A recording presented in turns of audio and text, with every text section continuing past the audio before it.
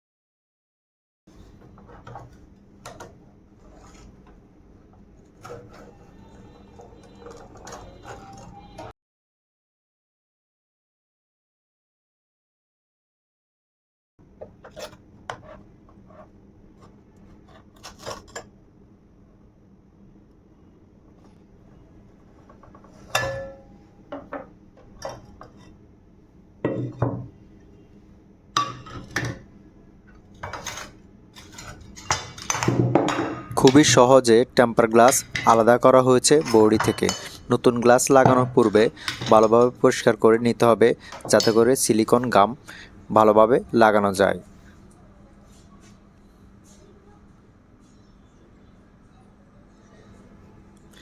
দেখুন খুবই ক্লিয়ারলিভাবে বোঝা যাচ্ছে বডিতে কোনো এক্সট্রা গাম বা টেম্পার গ্লাস নেই।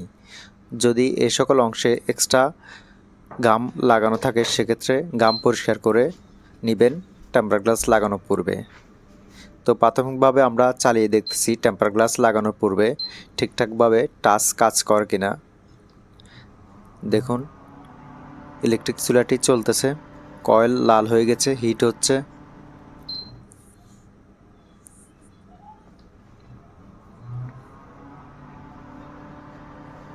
সব কিছু ঠিকঠাক থাকলে তারপরে টেম্পার গ্লাসটি লাগিয়ে নিতে হবে।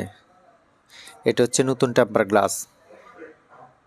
এই টেম্পার গ্লাসটি এই ইলেকট্রিক চুলাতে লাগানো হবে। এটা হচ্ছে সিলিকন গাম। এই সিলিকন গামটি হচ্ছে 450 ডিগ্রি ফ্যারেনহাইট। এটা উচ্চ তাপেও নষ্ট হবে না। এইরকমভাবে বডির চারি অংশে লাগিয়ে তারপরে টেম্পার গ্লাসটি লাগিয়ে নিতে হবে।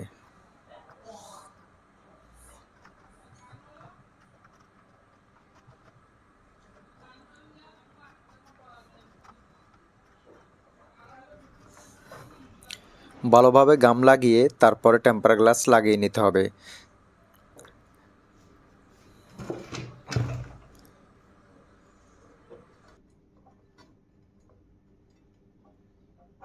টেম্পার গ্লাস বডির সাথে সমানভাবে লাগিয়ে টেম্পার গ্লাসের উপরে 5 থেকে 10 কেজি যে কোনো কিছু রেখে চেপে রাখতে হবে কমসে কম 2 থেকে 3 ঘন্টা।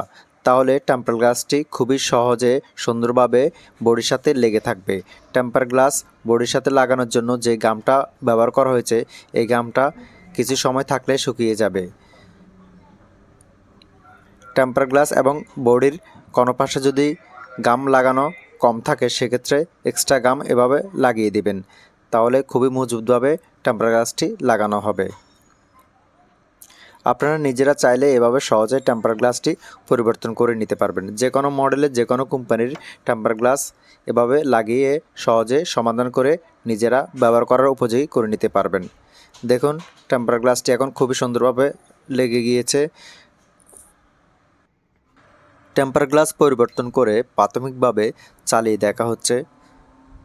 অন করা হয়েছে। শুরুতে 2000 ওয়াটে দেওয়া হয়েছে। দেখুন চুলাটি হিট আসতেছে। হিট আসার সাথে সাথে কয়েল লাল হয়ে যাচ্ছে। তো এই ধরনের ইলেকট্রিক চুলার টেম্পার গ্লাস যদি সমস্যা হয়, আপনারা নিজেরা চাইলে খুবই সহজে সমাধান করে ব্যবহার করার উপযোগী করে নিতে পারবেন।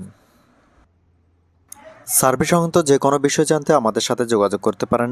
এই চ্যানেলে বিভিন্ন প্রোডাক্টের সার্ভিস সংক্রান্ত ভিডিও দেওয়া হয়। ভিডিওগুলো ভালো লাগলে চ্যানেলটি লাইক, কমেন্টস, সাবস্ক্রাইব করে রাখবেন, যাতে করে নতুন ভিডিও দেওয়ার সাথে সাথে সবার আগে আপনাদের কাছে পৌঁছে যায়। ধন্যবাদ।